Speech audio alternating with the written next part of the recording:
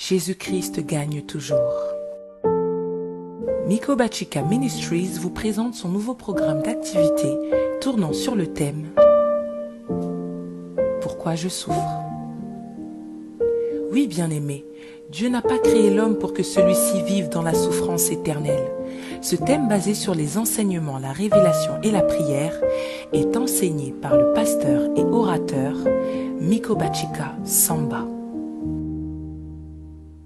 Pourquoi je souffre? Un thème rempli d'enseignements et de révélations, de quoi acquérir le savoir et les armes nécessaires pour être délivré. Il est important pour tout enfant de Dieu d'être éclairé sur sa parole afin de ne pas périr par manque de connaissances. Parce que la Bible valorise la persévérance dans l'enseignement et la prière, nous avons conçu un programme fondé sur les enseignements, la révélation et la prière. Oui, la prière est notre force.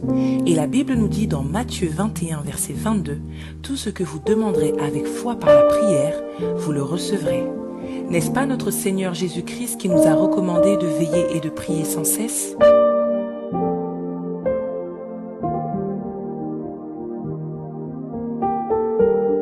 Afin de vous permettre d'être connectés dans la prière et dans les enseignements partout où vous serez, nous avons préparé le programme suivant. Retrouvons-nous les mardis, jeudis et vendredis à 19 h pour notre émission « Pourquoi je souffre » avec le pasteur Miko Bachika. Retrouvons-nous également avec notre émission « Les temps des témoignages » les lundis, mercredis et samedis à 19 h animée par le pasteur Miko Bachika. Et enfin, soyons comme ces nouveau-nés, désireux de lait spirituel et pur en suivant les cours d'affermissement de 10 h à 11 h du lundi au vendredi. Tout notre programme se déroule sur la radio Étoile du Ciel, la page Facebook Miko Bachika Ministries, YouTube et Instagram. Pour tout supplément d'informations, veuillez contacter le 06 50 88 89 83. Vous souhaitez vous rendre à la source de vie? Nous nous trouvons au 18 rue de l'Avenir, 93 800 à Épinay-sur-Seine. Ne bougez pas, l'émission va bientôt commencer. Bravo Jésus-Christ. Voilà, Bilombe Banana Nzambe, Zambé a Pambola Bino. Encore une fois, c'est votre serviteur, votre frère, Miko Bachika, les guerriers en direct de Paris. D'ailleurs, les sous-liboso na bino bien aimé, pour na kubanda séminaire ya sika ndenge tolakaki bino. Tolakaki bino bien aimé, séminaire sur les relations nuisibles dans nos vies. Les relations nuisibles. Relation nyonso ezalaka malamu te. Relation musu bien aimé ezalaka mabe penza. Yango na lingi bien aimé to meka ko partager séminaire oyo Zamba pesingai pour naïba ko partager na bino. Donc partagez la vidéo, invitez les amis. Hein, faites plus large, bien aimé partage, na ba groupe, na WhatsApp, na Messenger, na ba séance vidéo, na ba groupe nyonso tozanango, bien aimé partagez, na pesibino nyonso bana na etumba partout bozwami, ba mbote ebele, ba shalom à vous tous, beaucoup de shalom à tout le monde, que Dieu vous bénisse. Que mon Dieu vous bénisse, qu'il vous pambole beaucoup, vraiment. Partagez la vidéo. Nasi na ebsabino bien aimé, recommandation na zoe pa nzambe et te bandeko nyonso bazo partager vidéo na bonde la kapona bango atana yebi te. Nzamba loba bonde la ka toujours dit un mot à tous ceux qui contribuent à la propagation de l'évangile. Donc nzamba ainsi a ebsanga ke na bonde la kapona mutu nyonso azo contribuer, azo travailler nanga, aza partenaire nangai na évangile oyo. Bien aimé ceux qui ont partagé te belé bakoyeba makambo te. Donc il faut yo partager pour bandeko pe balanda ba pe ko pambolama. Donc moi je prêche, toi tu partages, donc nous travaillons ensemble. Donc tu es mon partenaire bien aimé dans l'évangile. Nzamba ebsenga ke na bonde la kapona mutu nyonso asala ka partage. Na oyeba ete dit seulement un mot. Et comme je confirme la parole qui sort de la bouche de mes serviteurs, ngai na banda kopambola bango. Yangona bien aimé, linga o salaka musala wana. D'ailleurs, la Bible dit que celui qui sait faire le bien ne le fait pas, il commet un péché. Donc, ne commet pas de péché gratuit. Partagez, partagez. Tant nazolo baboué, nazozo atananga ya partage. Au partager pour tous banda séminaire ya sika. Zamba pambola bino nyonso, mimi la gloire. Zamba pambola Edith Diayandi. Pambola bino nyonso, banda na etumba partout bozwami. Ndenge bozo partager, ndenge pe nzambe a pambola bino. Voilà. C'est la toute première fois. C'est votre frère. Hein? On n'a pas besoin de la titrologie. Hein? Ketomi Benga, excellence, honorable, bishop, tout ça, c'est rien. Ce qui est important, c'est ce que Dieu a déposé dans l'homme. Donc, je suis sûr de ce que Dieu a déposé en moi. C'est pour cela que je me rabaisse pour Naromi Benga, juste votre frère, Miko Bachika, les guerriers, en direct de Paris. Voilà, bien aimé, thème Nabison Dengna Outikoloba, Tozolobela sur les relations nuisibles dans nos vies. Il y a certaines relations où elles sont nuisibles.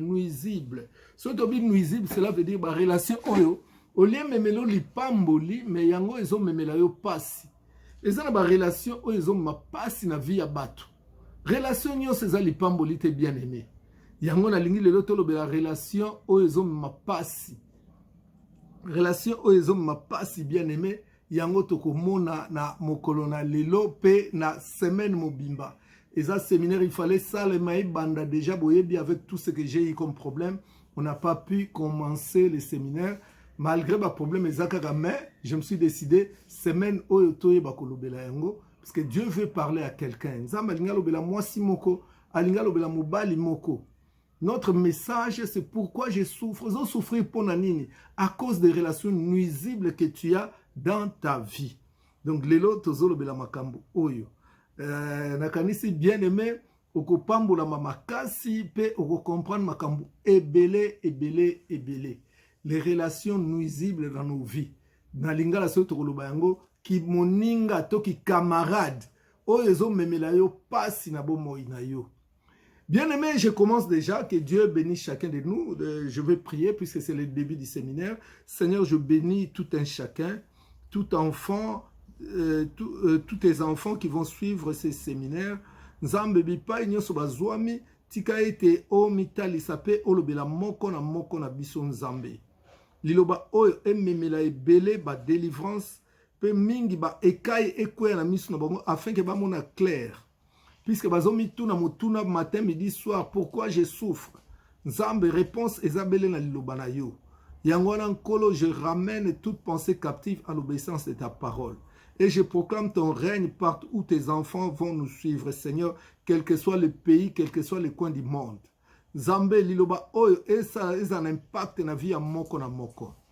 Afin que to pambola ma pe to kangolama. Au nom de Jésus-Christ, Amen. Voilà, amen, amen. Nous disons bravo, bravo, bravo Jésus-Christ. Jésus-Christ gagne toujours. La Bible nous dit, si on ne parle pas ainsi, les peuples ne verront pas l'aurore. Bien aimé, zala makamususu, okoluka délivrance.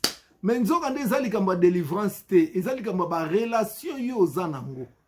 Makambo ebele zanango ali kamba ba relation na yo nde za bien te, yango ezo memela yo passe. Yango toni tolobela ba relation nuisible. Ok, on arrivera aussi à parler des relations où elles allaient bénéfiques. Mais je voudrais commencer par les relations nuisibles. Lelo, boye biango to mesani koloba ezalangai, ezala mama évangéliste Liliane Bachika, nous disons toujours bisobana na itumba tolobaka tango nyonso que pire akomaka pirate. Donc nous devons faire très attention. Si nous voulons parler des relations nuisibles, c'est parce que diable a compris. Que li pamboli ya mutu ezana batu oyo ye azo fréquenter.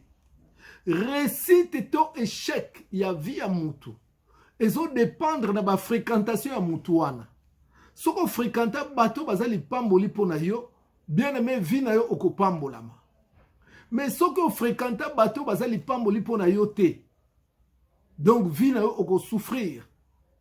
Toko tiana mitu na biso que ezana bato belé Nzambe te atia bango pembeni na biso, mais diable nde atiela biso bango. Bato wana baza lokola ba espion, bato wana baza lokola ba esprit de contrôle, bato wana baza lokola ba démon, oyo bien aimé bango nde bato bazwaka makambo eza kati na bavi na biso, pe baza komema ngo libanda libanda.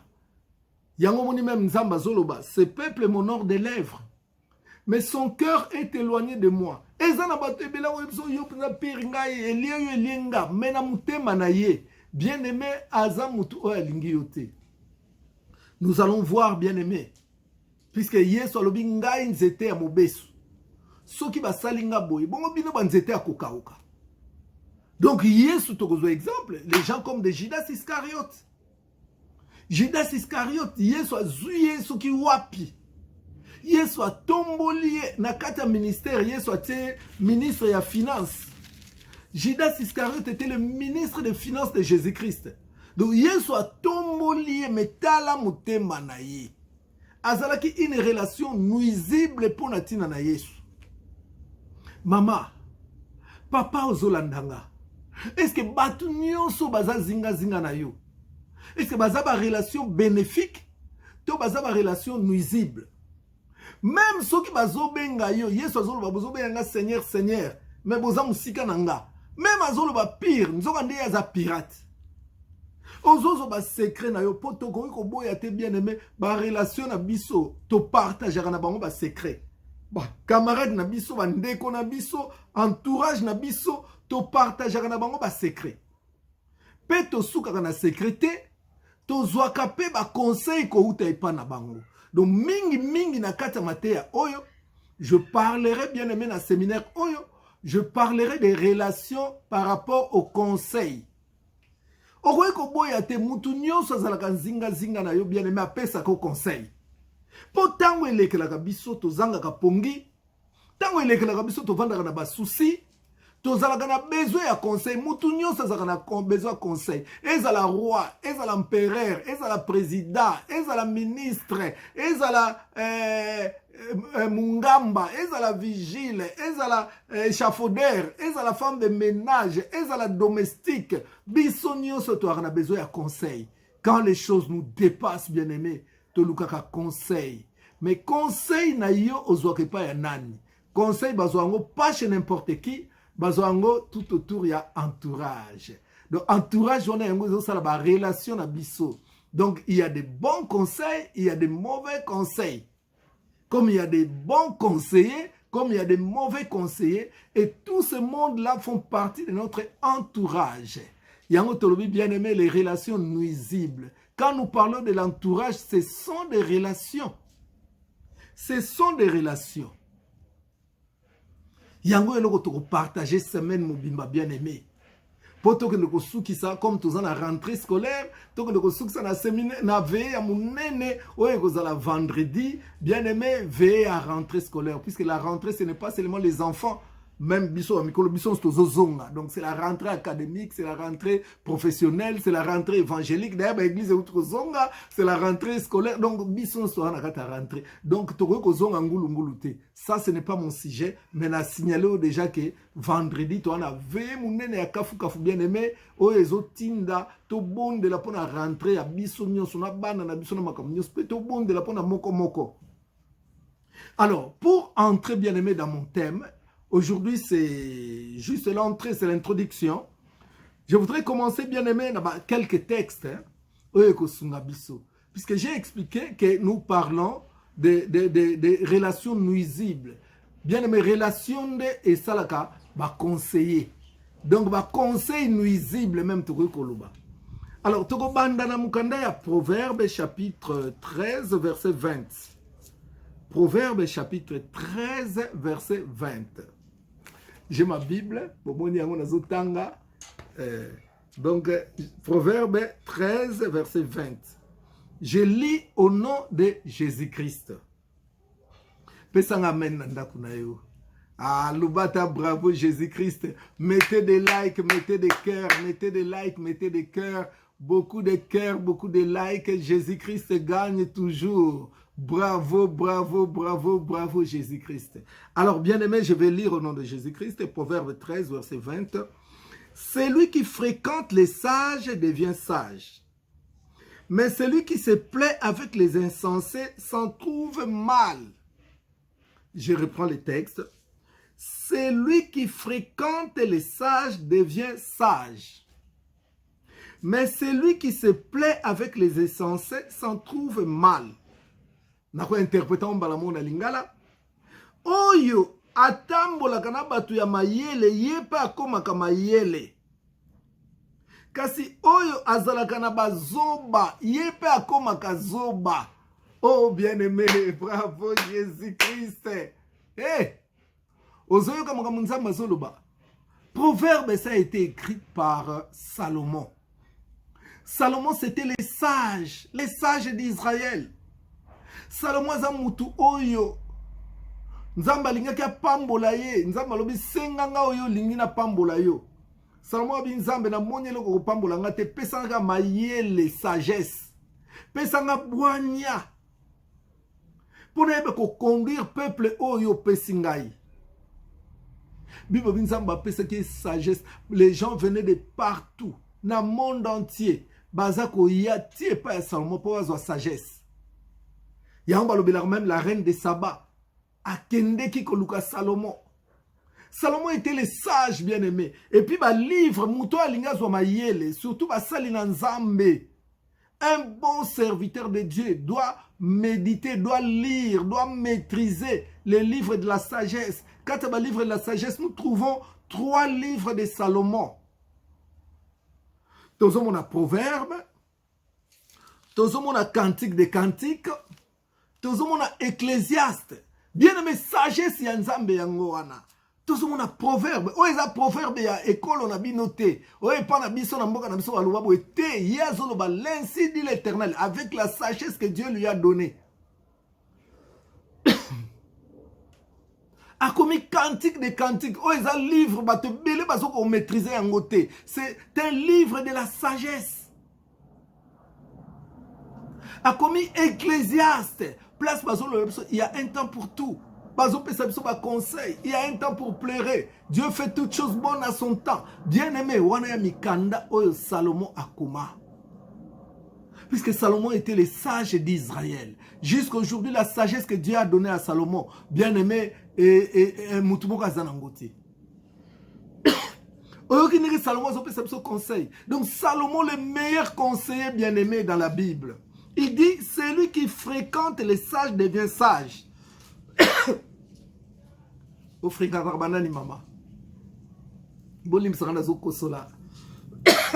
fais l'émission tellement en plein air. Il y a les bruits des avions, des voisins, de tout ça là. Mais Salomon lobi, c'est lui qui fréquente les sages devient sage. Maman, papa, nalingina tout na yo. O fréquentera manani. Bato yo fréquentera masolo babetela oka momi wana Joe wana za vrai Joe o wana finga kiyo yo pezong c'est les droits de réponse. Bien aimé, est-ce que mutu wana za sage? Je pense que quelque part la Bible nous dit que les sages ne parlent pas beaucoup. Babi, celui qui fréquente les sages devient sage. Oh ya fréquentera ba sage et là on y basala na vie na. Oh là là. Ba sage, bien aimé, ba fréquentation na you. Il fait ça là, ba sage. Oh. Mouta obtient la maïzate ici tout seul. Ba fréquentation na you. Ba camarade na you. Ba amitié na you. Ba za bato yo zalaka na bango. Est-ce que ba za sage? Ce bâton va abruti, vie na yo kozala abruti. Surtout Facebook lelo eye ko abrutir biso. Mais côté sous Facebook peso landa sagesse. Ah landa ka pasteur wana. Ya te ya kapenza boye. Même so ko yemso landa ka nani wana finga ka batu ya mama na yo, ya tata na yo. Bien aimé, est-ce que ozo comme sage, est-ce que makambazo loba babim oya africain sage. Bon comprendre bien aimé, je ne vise personne. Je suis en train simplement de prêcher ou de donner cette révélation que Dieu m'a donnée. Il y a des émissions, il y a des trucs qui se passent sur Facebook. Bien aimé, oya ko abrutir bato. Ba lien ya bien ya neti makambo na zolo belabino mutu muso ko partager yango te mais ako partager ba lien ya tala kuto afingi ya mama na yo ya tata na yo bien aimé ozo fréquenter nani récite ya mutu ezo dépendre na ba fréquentation na ye récite ya vie na yo ezo dépendre na ba fréquentation oyo zanango. La Bible nous dit même la foi vient de ce qu'on entend. Et ce qu'on entend vient de la parole de Dieu. Bien aimé, ebele baza bazo lelo na Facebook, na YouTube. Au na ba vu au kamwe nombre de vues, 50 000 vues mbala moko. Mais bien aimé makambongo ozozo eloko moko te na mutu na yo. Ozozo eloko te, ce sont des relations nuisibles. Mais ezana batu mususu akopesa yo conseil ngo babi oyo azo fréquenter ba insensé bolimsanga zanga te za Bible et lobi ba insensé comme na bango bazoba na lingala. Babi muto azo fréquenter ba zoba yé pas zo comme zoba. Combien de gens se sont abrutis bien aimé ba comme ba zoba na Facebook, ba comme ba zoba na internet, ba comme ba zoba na makambo zanga tina, papa boye mama boye. Oh ma bepenza. Bien aimé, quelques versets d'entrée tozo kota na ibandeli. Est-ce que bateau yo fréquentera baza sage? Un sage, c'est celui-là qui apporte des solutions, qui apporte des bons conseils. Un sage bien-aimé, c'est une relation bénéfique. Mais un insensé, c'est une relation nuisible. Insensé, à côté de rando na bateau, vous allez rando te. À côté de rando bien-aimé, problème, vous comprendre. Or, dans la vie, on a des priorités. Makambo, on changer vie na biso. Mais bien-aimé, yo, lieba mema, on a nzela ba meni, on a nzela ba rando. Yo, vous avez problème à kobota, vous avez problème à libala, vous avez problème à musala, vous avez problème à mukanda. On lieba conseil, on est bala ndenge kobota me bango ba memio na koswa na kofinga ya mama na yo ya tata na yo. Oh tala yo moko bien aimé Matthieu nazoteya te que délivrance des pieds, délivrance du ventre te nazo fungola yo bien aimé okoyi kozwa délivrance ndenge ni soko zana ba insensé.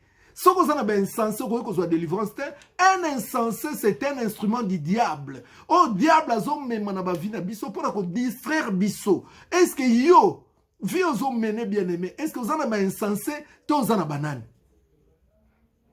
Insensé, ça mouton à koye bisayo, a omoni na siècle, lelo, gros en mobile, mokote, il faut en abango, omoni, joana pa lingio, ye, a robando foutelo boye, ya, robando pia boye, bien aimé, c'est un insensé. La sagesse, bien aimé, la Bible dit même la crainte de l'Éternel est le commencement de la sagesse. Donc, camarade, il y a bien, oh, ça nuisible, oh, il y a ko memela yo liloba na nzambe, oh, il y a ko changer vie na yo, oh, il y a ko pambo la vie na yo.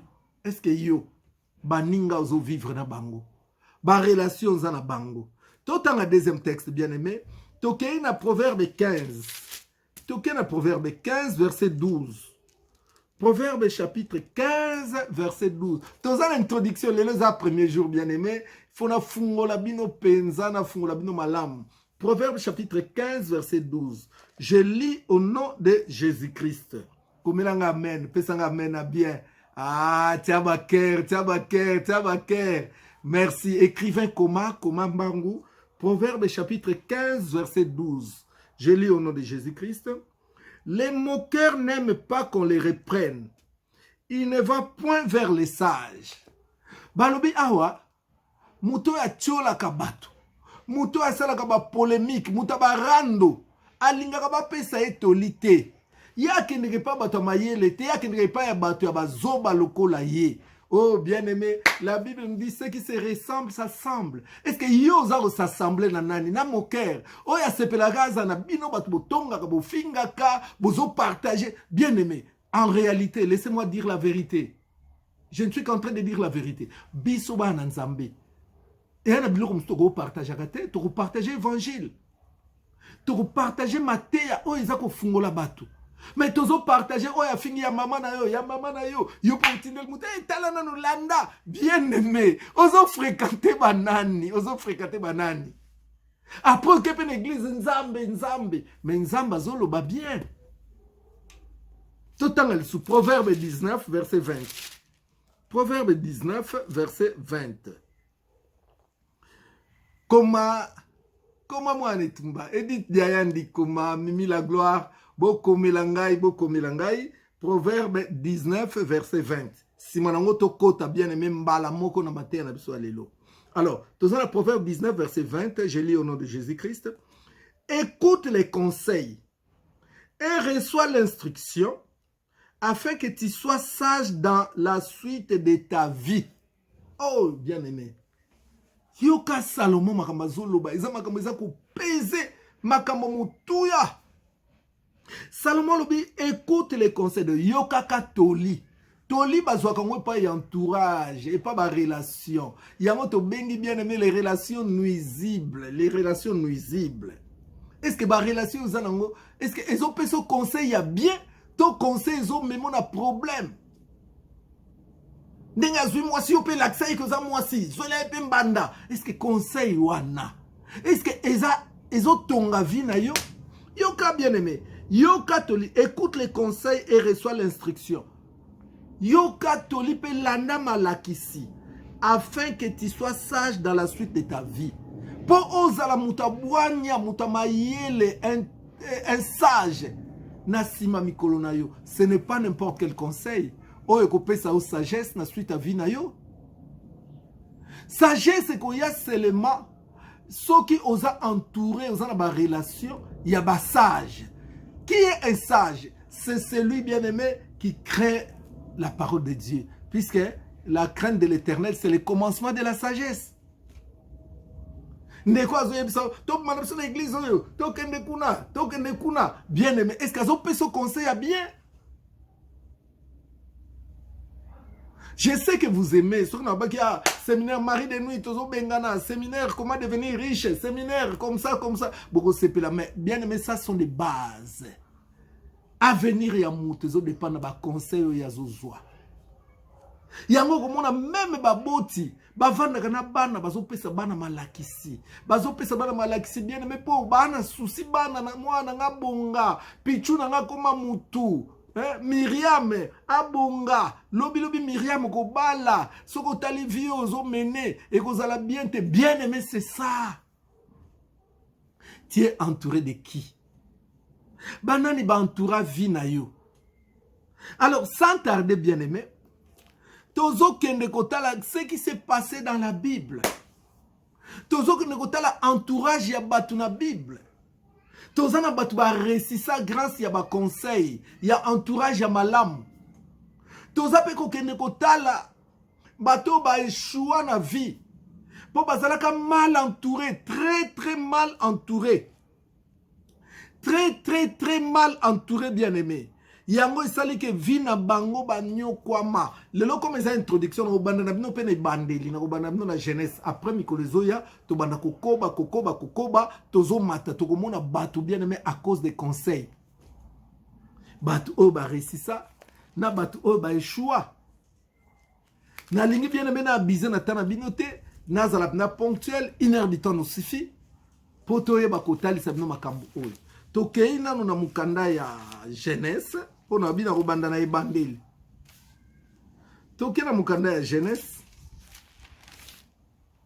chapitre 2 verset 17. Mwana maele komelanga jeunesse chapitre 2 verset 17.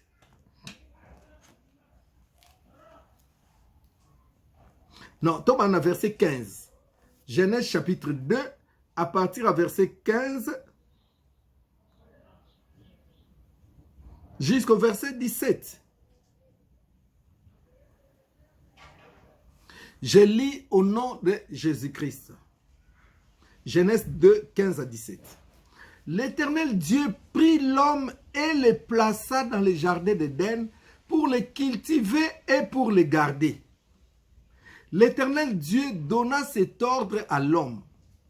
Tu ne mangeras, tu pourras manger de tous les arbres du jardin, mais tu ne mangeras pas de l'arbre de la connaissance du bien et du mal, car le jour où tu en mangeras, tu mourras certainement.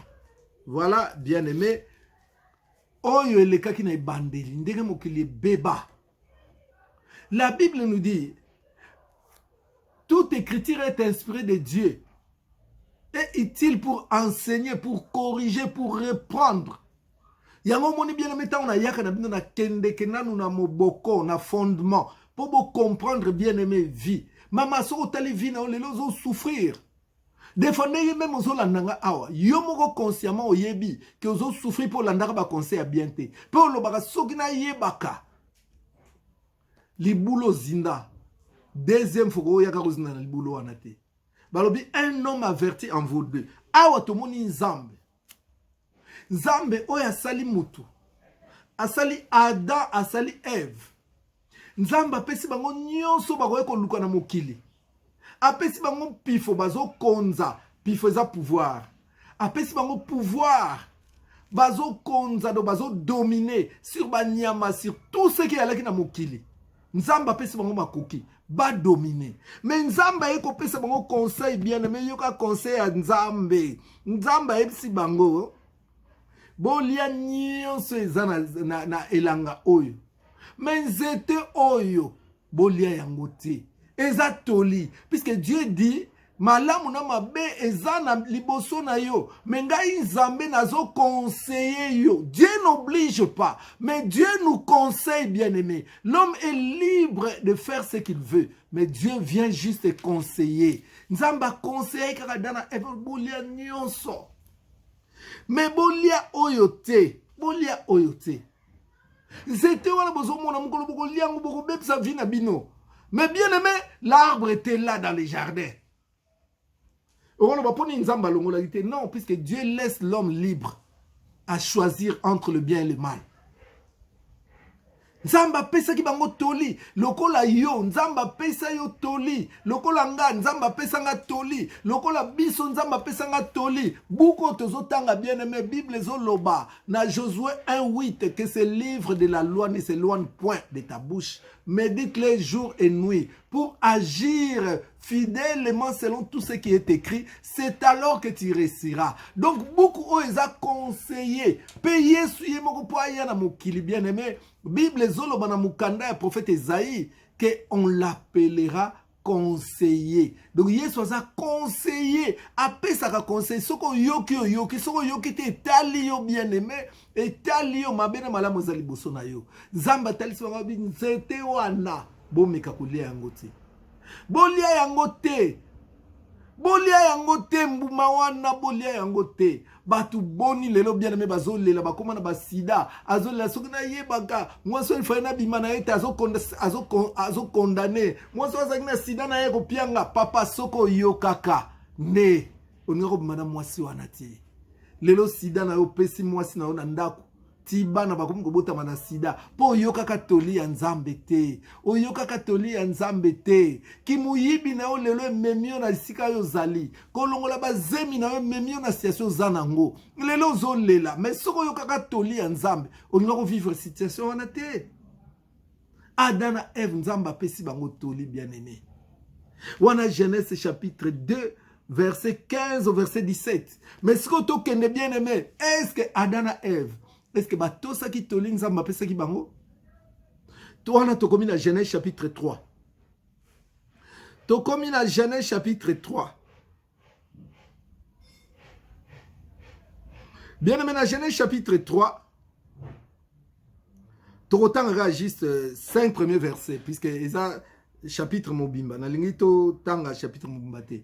Alors, tokena Genèse chapitre 3 verset 1 à 5.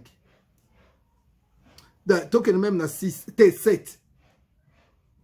Donc, Genèse 3, 1 à 7. Comment moi na mayele, comment la baninga bandeko na yo, comment. Bien aimé, biso tanto te yaka, et yaka révélation de to memena kabino. Puisque nous nous posons des questions. Pourquoi je souffre? Pourquoi je souffre? Tu souffres puisque tu es mal entouré. Tu souffres puisque tu n'as pas suivi les conseils de Dieu. Tu souffres puisque tu n'as pas observé la loi de Dieu. Tu souffres parce que tu n'as pas observé les conseils de Dieu. Bien-aimé, au monde nzamba pesa ki toli. Si vous toquez dans Genèse chapitre 3 verset 1 à 7. Donc, je lis au nom de Jésus-Christ. C'est là cœur. Et ça là on a bien tant au cœur. Tiens ba like. Conseil peut bien partager. Ou partager ba insanité belé. Partagez bien aimé Oiko Big Samuto. oyo bikisa mutu boyebi bien aimé tant tolobaka bien. Yango wana bien aimé nzamba sepelaka. Partagez, soit notre partenaire. Tant to bonde la ngana mama lia nzambe bande ko nyonso bazo sala musana kata partage. Nzambe pambola bango nzambe pazo pambola yo. Ozoe bateli pambola zo uta opezo uta na partage yo salaki. Alors bien aimé partagez dans tous les groupes dont vous êtes membre, partagez dans WhatsApp, partagez dans Messenger, partagez dans ma séance vidéo, partagez par tous les moyens. Invitez même Baninga, taguez Baninga Belé. Donc je disais, Genèse chapitre 3, versets 1 à 7. Et à moi Moulaï, mais je vais lire au nom de Jésus-Christ. Les serpents étaient les plus rusés de tous les animaux des champs que l'Éternel avait fait. Il dit à la femme, Dieu a-t-il réellement dit, vous ne mangerez pas de tous les arbres du jardin? La femme répondit au serpent, nous mangeons du fruit des arbres du jardin. Mais quant au fruit de l'arbre qui est au milieu du jardin, Dieu a dit, vous n'en mangerez point et vous n'y toucherez point, de peur que vous ne mouriez. Alors le serpent dit à la femme, vous ne mourrez point. Mais Dieu sait que les jours où vous en mangerez, vos yeux s'ouvriront et que vous serez comme Dieu, connaissant le bien et le mal. La femme vit que l'arbre était bon à manger et agréable à la vue et qu'il était précieux pour ouvrir l'intelligence. Elle prit de son fruit et en mangea. Elle en donna aussi à son mari qui était auprès d'elle et il en mangea. Les yeux de l'un et de l'autre s'ouvrirent. Ils connurent qu'ils étaient nus et ayant cousu des feuilles de figuier, ils s'enfirent des ceintures. Bien-aimé, Tala, les bons conseillers, l'admirable, les conseillers, le Père éternel qui est Jésus-Christ, Emmanuel, Toli amalamu, Bible obi un jour. Bien-aimé, moninga moko abimeli bango komo na ye serpent. Monika moko abimeli bango komo na ye nyoka. Abandi koyebisa bango lobi mais bino boliaka mbuma ote pona nini? Mbuma on eza bien. Est-ce que nzamba pekisa bino ngo? Moi ça lobi te. Nzamba loba tolia banzete nyonso wana Eva. Tolia banzete nyonso eza na zamba mais sauf nzete oyo po nzamba lobi moko tokolia yango tokokufa. Toli nzamba pesaki biso yango wana. Oh bien aimé, toli nini yozwaka mama? Toli nini yozwaka papa? Alobi nzamba lobi moko tokolia yango tokokufa. Serpent eko yebisa bango lobi. Oh ayebisi mwasi Eva. Alobi na Eva. Eva te nzamba kosaki bino. Se boliango bokoma lokola ye nzambe. Se boliango vina bine ko changer. Bokoma penza lokola banzambe. Me kaka okomona. Bien-aimé, Eva pe azwi mbuma aliango. Bible bi amoni mbuma ngo elengi na kotala. Pourquoi? Mbuma wana nzete wana ezalaka na zamba. Ezalaka na jardin depuis kala. Pourquoi monaka ngote bien-aimé que ezalaka agréable à la vue? Mais tant ba eko pesa e conseil bien-aimé, ba mbala moko Eva ba changer ba pensée. Makanisi na changer Eva monika mbuma ngo ezalaka pe kitoko, mukolonga monyango kitoko bien-aimé suite à quoi? Suite au conseil du serpent. Suite au conseil du serpent. Tango alia ngo bien-aimé, amoni misu na ye fungwa mi alobi ope ifuna pesa mobali nanga. Ye pa ke ko pesa mobali conseil. Alobi nzamba kosaka biso. Soki nzoka ndeto lembu mo ezalaka bien, mais kaka nga na sina mekaki mobali pe alie bien-aimé, tango alie ba mimoni bolumbu. Baboni vina bango changer ba komi na kindoki makamu na bango bien-aimé baby mbala moko baby mbala moko nzambe même pas mtayebisa bango bobima na jardin bango moko mbala moko bamoni ke tete il faut bima na jardin bien-aimé vina bango et basculer à cause de quoi? À cause de l'entourage. Nzamba tsaka bango bazala ba camarade à serpentin bango moko bien-aimé ba fungoli matoi na bango pona koyoka conseil ya serpent. eza na bato mingi bien aimé bazali ba serpent, basi ebele baza ba serpent, mibali ebele baza ba serpent. Soko fungoli matoi mpona koyoka ye bien aimé, vi na yo ekobeba. Touti kotanga ba proverbe awa, proverbe ayebisi biso bien aimé na nzela ya Salomon, alobi kozala entouré na ba insensé te. Oh, le serpent c'est un insensé. Tala ndenge aye kobebisa vie ya couple ya bato bavandaki kitoko, bazalaki na makambo nyonso bien aimé, vie na bango ebebi à cause ya conseil wana, à cause ya conseil wana. Mama serpent nini akota na vie na yo, lelo libala na yo ebeba, lelo vie na yo ebeba, lelo makambo na yo ebeba. Papa oyo ayebisaka oke zwa deuxième bureau, omoni poza la vraie joy foza na mwasi mususu. Papa omoni te lelo alukela yo ba problème, alukela yo ba problème, alukela yo ba problème. Tango gendeki Afrique, apesi yo toli, ifoza na mwasi moko ya Afrique, mwasi moko ya poto. Lelo tala makambo ndenge baby papa, tala vie na yo ndenge baby, po ofungola ki matoi. Bien aimé, la Bible dit la foi vient de ce qu'on entend. Et ce qu'on entend vient de la parole de Dieu. Bien aimé, il faut l'entourer. Na bato bazako banga nzambe. Bazala ba pesi toli na yo. Bazala bato bazako encadrer yo. Bazala bato bazo memao na bon nzambe. Bazala bato bazana ko banga te bazo yebiso A eza A. B eza B. Bien aimé, sori ma B ezali ba condamner puisque la Bible dit condamner le mal. Mais lelo yo zana banane. Bible dit que la nature ne vous enseigne-t-elle pas? Tous on a bien aimé, même les rois, même les empereurs, même les présidents, même les ministres, les grands hommes d'affaires, bien aimé, ils dépensent beaucoup d'argent pour se faire entourer de grands conseillers. Puisque il y a bien importance à conseil. Est-ce que yo, bateau zana bango bien aimé, bazaka bateau à loyenge, oh bazo memon dengona, lelo bien aimé a memé en église telle, lobi a joué à longon l'église, wana ken église telle, lobi a longon l'église, wana ken église telle. Est-ce que conseil wana nde ya malamu? Mais Bible obi n'abandonnez pas votre assemblée. N'abandonnez pas votre assemblée. Oh ya kumemuka ndenga sali au boya, il faut zongi ça, il faut tala. Mais bien aimé, compare cela à la parole de Dieu. Tala Ève na Adam. Bien aimé bavandaka bien. Mama vie na yo ezalaki na destinée moko ya malamu. Mais depuis fungolaka matoi na ba serpent. Awa tango tozomona Adam na Ève.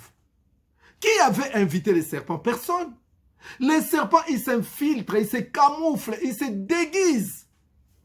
Akoya na vêtements de brebis loko la lingio. Mais les conseils qu'ils te donnent, ce n'est pas pour ton intérêt. Ils ont pour intérêt na yemoko serpent. Ils ont pour intérêt à serpent. Yango na serpent koya ko talisa yo neta lingio neti boye. Nenga talisa ki Adana Ève. Atalisi bango loko la lingi bango. Mais bien aimé alinga ki bango te. Alinga ki bango te.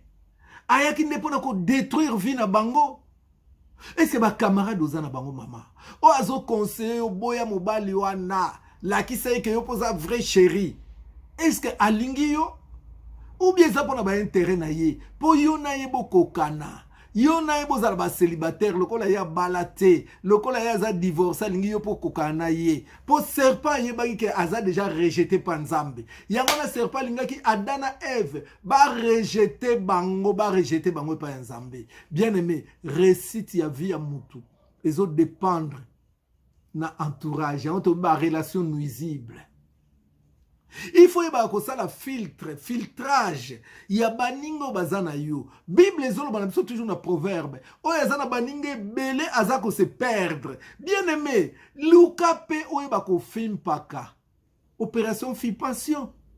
Luka yebako film paka bien aimé. Bato bazalaka na yo.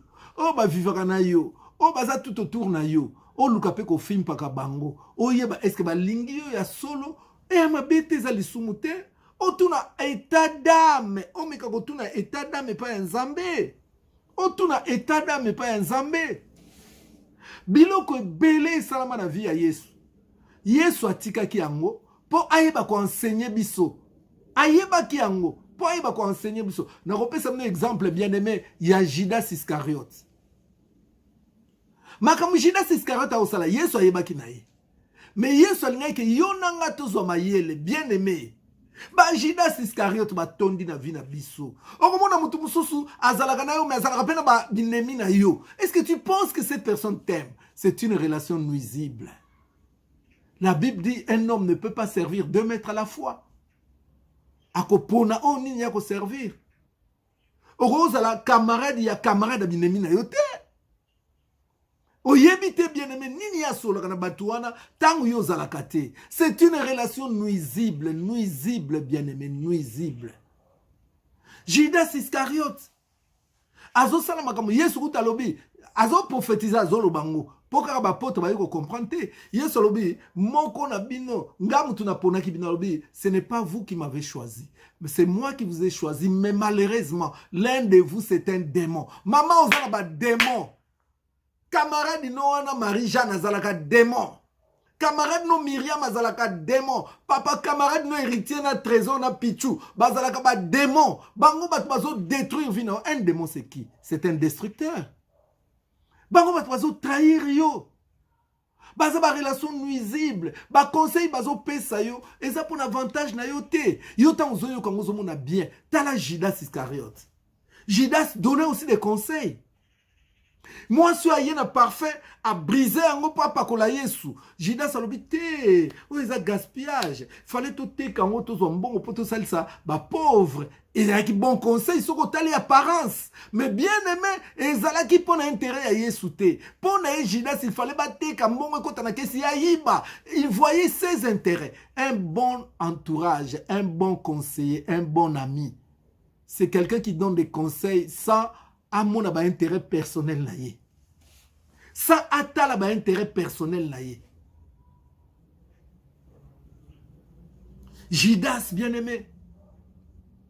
Yes, l'un de vous c'est un démon. Na emission ba ninga belé ozana bango baza ba démon. Pas si na yo utake pa na bango. Bien aimé ba ma problème mingo zo zai pa na bango yo zo ye bate. Azana ona moyi me na buto azana kamususu. Yango na moya ko yani ta zo peso conseil yo zo mo lokola bien menzoka nde eza po na intérêt na yo te. Bien aimé, récite pe échec ya mutezo dépendre na entourage pe na ba conseiller o yazana bango. Olingo lingate. Camarade na yo akoupe sotoli. Camarade na yo bien aimé akoupe sotoli. D'ailleurs, tango lekela comme ça tout un ba camarade. Ah, mastanga na problème hein. Tala kutu mère na parler penza. Mère na moni suspect na moni ba numéro mo zo benga wana na zo comprendre te. Eh, so moni bongo keba, si ma mère a ça comme dans un dossier msusu. Ah, il faut l'accès soit deuxième femme. Bien aimé, azo luka détruire yo puis ça s'appelle na kimia na onanda côté. A s'appelle na kimia te, a s'appelle na sengo na yo te. Judas Iscariote, azo pesa Yesu conseil. Mais conseil c'est là qui pour intérêt à Yesu te. Bien aimé, même ba délivrance tozo luka. Au moment mutu musu na église wana ozali, place o nzamba tsaki ke yo pambolama. Mais ya ko pesa conseil to lo mwana biso awa, o monite awa bien te, o monite boye yo po bien aimé olandi. OK ko bandela makambo. Or que délivrance to comment il peut mettre l'église wana. Donc ozali na ba mauvais conseiller. Récite ya mutu mutako saote. Ezo dépendre d'entourage na ye pe na ba conseiller za na bango. Na français balobi, dis-moi qui tu fréquentes, je te dirai qui tu es. O fréquentaka banani maman. Papa o fréquentaka banani. Ba camarade na yo banani. Ba ninga na yo banani. Ozo vivre na banani. Tala passe côté liyo lelo.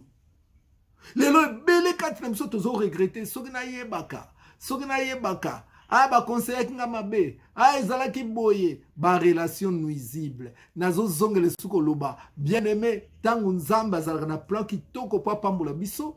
Diable pe atinda ka entourage mususu zinga zinga ya mutu. Boye ke diable aza même l'esprit ya contrôle. Tango ko tinda bato na ba entouré yo. Bien aimé, bato wana okupesa ba conseil. Ba conseil wana ekozala ya nzambe te. Ekozala juste po ba désorienter yo. Peut-être ndenge nazolo baboye. Ezana mutu mo azana ba problème. Abana ko se confier na baninga. Mais nzambe au travers révélation nazo memela yo nzambe azo bendo déjà matoi. Puisque la Bible dit que Dieu parle tantôt d'une manière tantôt d'une autre. Mais seulement l'homme ne prend pas garde. T'as la vie na yo mama. Pesa na baker, so que zo salomo bien. Makambo tozoloba, bravo Jésus-Christ. Si on ne parle pas ainsi, les peuples ne verront pas l'aurore. Si on ne parle pas ainsi, les peuples ne verront pas l'horreur, bien-aimé. On sait qu'on ne se confie pas, il y a pire ennemi na yo. Yo zo kan ça, pire master. Zo kan pire azalaka pirate. Keba, keba, keba, keba, keba. Keba. Basi boni. Ako so ba problème na yeso memele pa moninga. Nzoka ne moninga zo memango pa mobali. Tala kutu, nenga sala kinga boyango na zwaki na komaki na Thierry. Ah, on sali bien, on sali bien. Allez, mon ninga la keku na goye son mobile. Écoute, Nicolas, comme na Thierry Moko. Mauvais conseiller. Yangon Zamba Zoloba, ce peuple m'honore des lèvres, mais son cœur est éloigné de moi. Et belé bien aimé, mi tema na bango zaranango ya bisoté. Bazaka batu ba s'infiltra na vie na biso. Lokola Judas Iscariot a kota na vie ya Yesu. Lokola peto moni serpent. Au Bible bengue les serpents anciens, les diables Satan. Les dragons. Ou en Apocalypse. Bien aimé, à s'introduire dans Eden, place batouaki na kimia. Ozana ba problème na libala na yo. Ozana problème na foyer na yo. Ozana problème na famille na yo. Bien aimé, est-ce que tolio tu na kabanani? Tolio tu na kabanani? Bible bi oya santura kana ba sage akoma ka sage. Mais oya santura kana ba insensé akoma ka insensé. Yango moni ba décision mingi tozwa bien aimé to regretta yango po tozalaka mal entouré. Tozalaka très mal entouré. Soko moni même Bible zoloba soki mutayebi ko bâtir ndako na ye moko te. Mutayebi ko diriger ndako na ye te comment ko diriger makambo nzambe. Ce n'est pas seulement pour les pasteurs. Mais muto aza songi déjà na ndaku na ye. Bana na ye songi. Mobali na ye songi. Bakoleka na Facebook bazo finga batu. Mama na yo ya yo moko. Allez, yo zu muto na conseil. Akopeso toli nini? Akopeso toli nini? Que soko zu mbongo prouver bango ke yo za na mbongo. Somba ba plat le yo na ko somba costume ya 1800 €. Oko somba sapato ya mbongo nyonso sili. Bien aimé ya sepeli mbongo sili. Ayi ke bilambe ko pasuka. Ayi ke bilamba ko pasuka nango. Ba conseil na obanani. Yango omona même nzamba zolo ba maudit l'homme qui se confie dans l'homme. On se confie à kana banani bien aimé. On se confie à kana banani. Ozalaka bien aimé na vie kitoko. Tu étais censé être nena na mwana moko moi si. Il y a une sœur. Lobi nazo sola na bien aimé. Nathalie sœur oyo. Ngame mwana ndakoma loin. Ba ki niveau moko na sœur Christelle Mbunga. Mais le Christelle Mbunga comme pasteur na ye. Pona nini ba meme en mabe suka zongi une église. Tanga zongi une église baninga ba kuma musika. Ba oyo ba memaka ye, ba mauvais conseil. Lelo e montant zo vendre. Et quand je regarde Christelle prêcher, vraiment je me dis moi vraiment il faut que je rentre dans les choses de Dieu. Na bien harmonie hein. Ba conseil. Ba memi en église au mabe. Ba memi en église au mabe. Ba memi en église au mabe. Bien aimé keba na ba conseil. Oh lelo za introduction. Demain je vais entrer vraiment. Vous regardez na kota kana zinda kana profondeur parce que moi je suis pas superficiel na ko zinda na profondeur bien aimé pour na ko tali sabino ba pasio tozomona atozo luka délivrance mais si vous êtes mal entouré tu n'iras pas loin atozo luka délivrance atama kama nzambe soko batu boni bien aimé lelo bazongela masanga bazongela bakwiti bazongela basi bazongela via mabe po bazalaka mal entouré. Très mal entouré. Le vit dans le béba. Maudit l'homme qui se confie dans l'homme. T'as la vie na yo maman. T'as la vie na yo papa. Tu es entouré de qui? Ozo vivre vie nini. Banani ba pesa ko toli. Oh baloba salut les missions. Quand les fondements sont renversés, que fera le juste? Le juste se tait. En tout cas, c'est l'émission, pas allez, bazo tapez un commentaire, l'obéla bango, ça la boye. Est-ce que on a vraiment bien aimé? C'est la sagesse. La sagesse nous dit, gardez silence, je combattrai pour vous.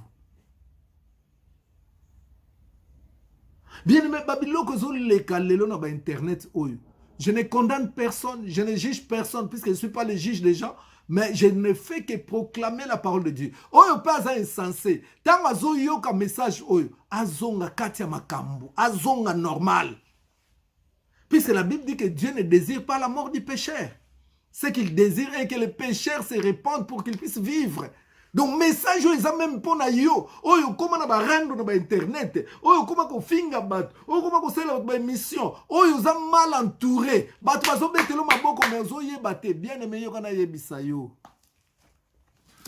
omoni ngungi ngungi la moustique ngungi babetelaka maboko so ngungi aleki yo te aya yo te mpona ngungi azoyebaki ozobetele maboko bravo Jésus-Christ ngungi ayebi kozobetele maboko yo wana omona bato ngungi azomonaki ozobetele maboko mais or en réalité ozoluka oboma ye maboko wana eza mpo ozobetela ye te ozoaklame te ozoapplaudir te eza nde ozobeta bakupe okoboma ye bien aimé bato ebele tozomona na bavie biso okanisa baobetela biso maboko bazotia bacommentaire banini tokanisi babeta maboko nzoka nde bazoboma nde bavie na biso. Tu es entouré par qui? Les relations nuisibles, les relations nuisibles.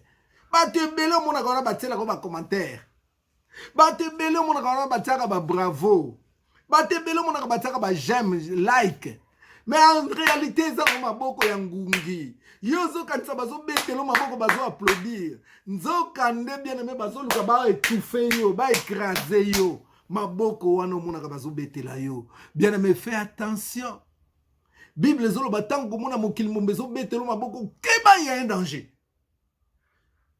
moninga malamu aza oyo bien aimé abangaka te akoyebisa vérité ndenge toyebisaka bino kisi na pota ate esui yo eza mpo eboma yo te mais eza nde mpo ebikisa yo okoti ai mais lobi mpo te ekauki ekangami. Voilà bandeko na ngai bana na etumba lelo na babaki na koabize na tana bino te c'est votre frère hein? Votre frère so olingo benga pasteur olingo benga berger olingo benga docteur olingo benga apôtre nyonso kanga moko Miko Bachika le guerrier en direct de Paris. Voilà bien aimé on a zaki na lelo. Vous savez bien aimé il faut mater na biso zala équilibré. On ne doit pas parler du 1er au 30. Du 1er janvier au 31 décembre, kaka. Délivrance à Lissou, délivrance à Souki, délivrance à Genou, délivrance à Mapeka, délivrance à Marie de Nuit. Non, il faut que bien aimé Toliaka équilibré. Bible dit toute écriture est inspirée de Dieu, est utile pour enseigner, pour reprendre, pour corriger. Sur le 1er janvier jusqu'à délivrance à Zolo, délivrance à Liboumou, délivrance à Marie de Nuit, délivrance à pauvreté, délivrance bien aimé, on n'est plus équilibré. Tozo comme avec zengi spirituel. Kaka muto ezo vimba nzote tikala koshokor malamute. Il faut bien aimer ko liaka équilibré. Nenge mutu oya normal soit à un restaurant bien aimé okuta ba kopesa na entrée. Ba koyebisa il faut lire 5 fruits par jour. Ba kopesa plat consistant, après ma PC sorti. Bien aimé, allié équilibré. C'est ce que nous faisons avec vous. Bien aimé, tozote à Nyonso, tozote à le retour de Jésus-Christ, tozote à eschatologie, tozote à sur le Saint-Esprit, tozote à sur la délivrance, tozote à makam Nyonso bien aimé, pose à la équilibré, puisqu'il y a beaucoup de chrétiens qui ne sont pas équilibrés. Donc voilà, on aurait kolobalilo. Bon, mon programme na biso ya sika bien aimé. Donc, tozana ba jour au tondoleksa ba témoignage, ce que Dieu fait dans le ministère. Et zana ba jour au tondolobela. Pourquoi je souffre? Pourquoi je souffre? C'est ça le message, bien aimé, puisque tu es mal entouré. Pourquoi tu souffres? À cause de la malédiction. Pourquoi tu souffres? À cause de ceci, cela. Bien aimé, ba programme wana nyonso ezali. Donc, beaucoup liya kitoko.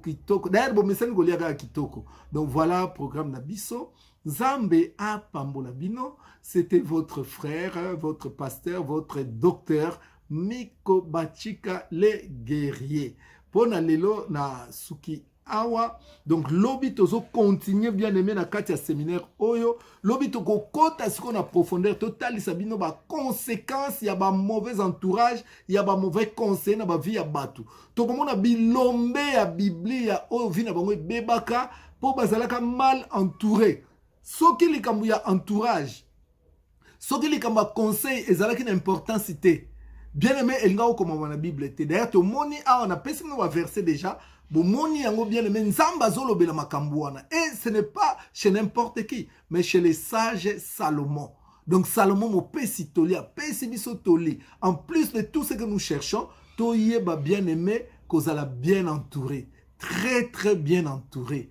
Voilà, Bobo Sanate, vendredi bien-aimé, tu as veillé à rentrer. Veillez à rentrer dimanche, tu as de la pona bana nyonso.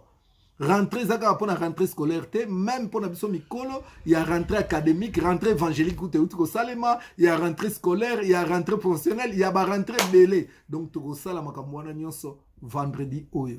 Zamba pambola bino, na kasita tu bonde na maman Liliane, tu bonde la kenzambe apusa, entourage nyonso mabe musika na biso, nzamba longola bambuma nyonso mabe, ba serpent, oh ba kotek na ba vi na biso, nzamba pusa bango musika, tala bien-aimé.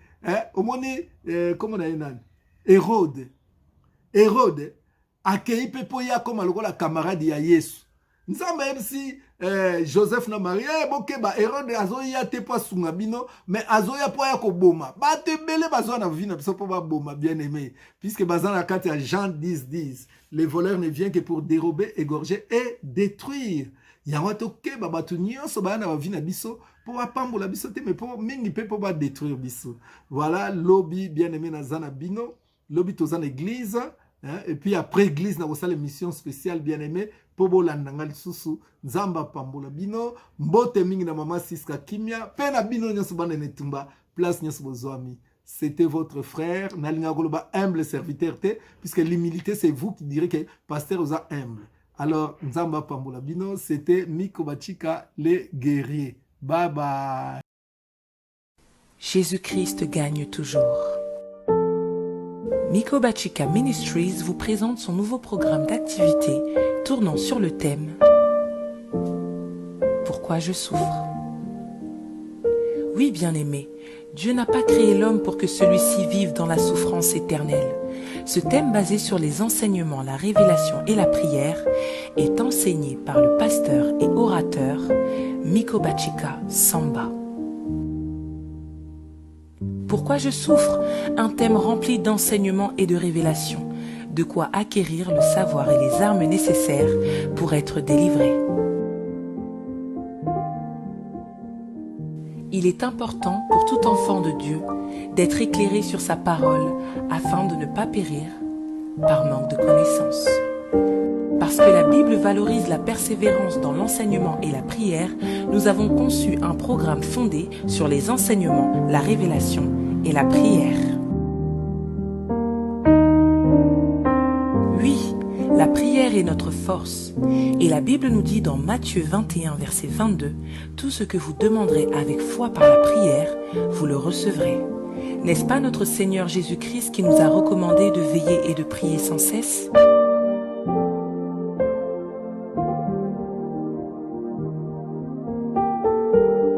Afin de vous permettre d'être connecté dans la prière et dans les enseignements partout où vous serez, nous vous avons préparé le programme suivant.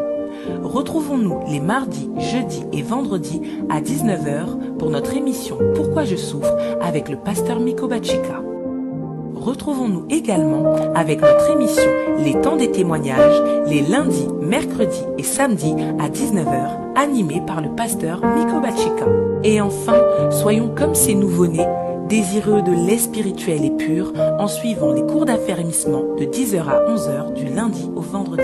Tout notre programme se déroule sur la radio Étoile du Ciel, la page Facebook Miko Bachika Ministries, YouTube et Instagram. Pour tout supplément d'informations, veuillez contacter le 06 50 88 89 83.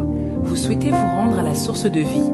Nous nous trouvons au 18 rue de l'Avenir, 93 800 à Épinay-sur-Seine. Ne bougez pas, l'émission va bientôt commencer. Bravo Jésus-Christ.